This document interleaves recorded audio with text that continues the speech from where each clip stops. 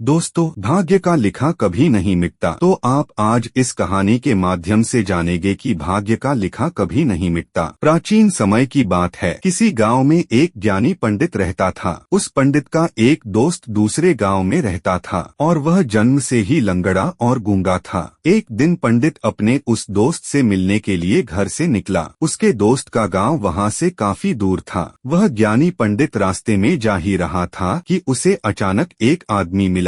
वह आदमी भी उस पंडित के साथ साथ चलने लगा। पंडित ने भी सोचा कि रास्ता बहुत लंबा है, इस आदमी के साथ बातें करते करते रास्ता आसानी से कट जाएगा।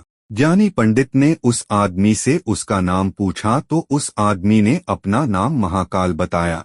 अब पंडित और महाकाल दोनों साथ साथ चल रहे थे कि रास्ते में एक दूसरा गांव आया। तब महाकाल ने उस पंडित से कहा कि तुम आगे चलो, मुझे इस गांव में एक पहचान वाले से थोड़ा सा काम है, मैं काम खत्म करके अभी आता हूँ। थोड़ी ही देर में गांव में एक भैंस ने एक आदमी को मार दिया और यह खबर पूरे गांव में फैल गई। कुछ ही देर में महाकाल पंडित के पास वापस आ गया। वह दोनों साथ साथ आगे बढ़ने लगे।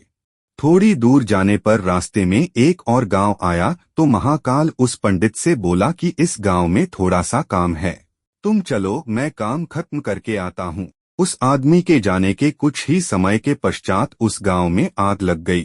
वह पंडित अब सोचने लगा कि यह आदमी जहाँ जहाँ जाता है वहाँ पर कोई ना कोई बुरी घटना जरूर घटती है।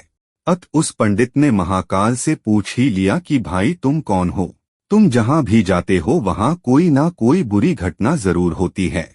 पंडित की बात सुनकर महाकाल बोला कि मैं यमदूत हूँ, मनुष्यों के प्राण हरण करना मेरा काम है। उसके बाद पंडित ने महाकाल से पूछा कि तुम यमदूत हो तो यह बताओ कि अगली मृत्यु किसकी होने वाली है।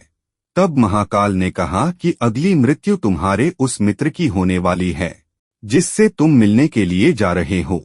वह पंडित सोचने लगा, यदि ऐसी बात है तो मैं अपने मित्र से मिलने नहीं जाऊंगा।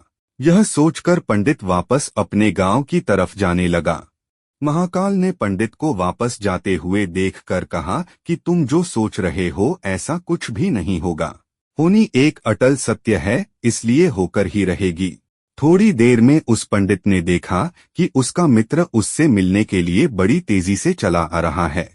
जैसे ही उसका मित्र उस पंडित के पास पहुंचता है, हृदयाघात होने के कारण उसकी मृत्यु हो जाती है। इससे उस पंडित को बहुत बड़ा पछतावा होने लगा। वह पंडित उस महाकाल से पूछता है, अच्छा तुम यह बताओ कि मेरी मृत्यु कब और कैसे होगी। तब महाकाल ने कहा कि तुम्हारी मृत्यु ठीक 6 महीने बाद दूसरे राज्य में फांसी लगने से होगी।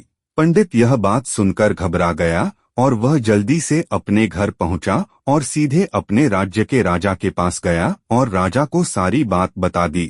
तब राजा ने सभी मंत्रियों को बुलाया और इस समस्या का हल पूछा। सभी ने सोचने के बाद यह हल निकाला कि वह पंडित इसी राजमहल में 6 महीने तक रहेगा।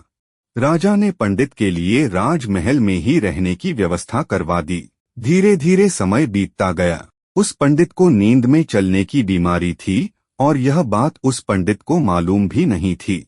जिस दिन उसकी मृत्यु होने वाली थी उसी रात्रि को वह पंडित नींद में राजमहल से बाहर निकल गया। पंडित राजा के यहाँ मेहमान था, इसलिए किसी भी पहरेदार ने उसे जाने से नहीं रोका। वह पंडित राजमहल से निकलकर दूसरे राज्य के राजमहल में जाकर राजा के शयन कक्ष में राजा और रानी दोनों के बीच में जाकर सो गया। सुबह जब राजा की नींद खुली तो उस पंडित को अपने शयन कक्ष में देखकर बहुत क्रोधित हुआ और गुस्से में उस पंडित को फांसी की सजा सुना दी। तब पंडित ने उस राजा को सारी कहानी सुना डाली। पंडित की बातों पर राजा को विश्वास नहीं आया। उसकी बातों की सच्चाई जानने के लिए राजा ने अपना एक गुप्तचर अपने पड़ोसी राजा के पास भेजा। गुप्तचर ने वापस आकर पंडित की बातों पर सच की मुहर लगा दी। यह सुनकर उस राजा को अपने दिए दंड पर बहुत पछतावा हुआ। लेकिन उस राज्य का एक नियम था कि एक बार राजा जो सजा सुना दे अभी उसको बदला नहीं जा सकता। राजा ने एक राजसभा बुलाई और सभी मंत्रियों से इसका उपाय पूछा। तब उस राजसभा में यह फैसला लिया गया कि एक कच्चे धागे का फंदा बनाकर आप पंडित को पहनाकर अपना वचन पूरा कर लीजिए। कच्चे धागे का फंदा होने के कारण पंडित की मृत्यु भी नहीं होगी और आपके फैसले की लाज भी बच जाएगी। तब कच्चे धागे से फांसी का फंदा बनाया गया और उसके अगले दिन पंडित के गले में डालकर फंदे को खींच दिया गया। सभी ने यह सोचा था कि पंडित को कुछ नहीं होगा। फांसी देते समय धागा तो टूट गया, लेकिन उस कच्चे धागे की वजह से उस पंडित के गले की नस कट गई, जिसकी वजह से उसका खून तेजी से निकलने लगा। ज्यादा खून बह जाने की वजह से उस पंडित की मृत्यु हो गई। इस कहानी से हमें यह शिक्षा मिलती है कि मृत्यु एक अटल सत्य है। मृत्यु से कभी घबराना नहीं चाहिए। हर जीव अपने किए हुए कर्मों के अनुसार निश्चित समय के लिए इस संसार में आता है। मनुष्य स्वयं चाहे अथवा ना चाहे, लेकिन समयावधि पूर्ण होने के पश्चात इस दुनिया से उसे जाना ही पड़ता है। अगर आपको यह शुभ विचार और कहानी पसंद है तो कृपया शेयर, लाइक या कमेंट और चैनल को सब्सक्राइब जरूर करें।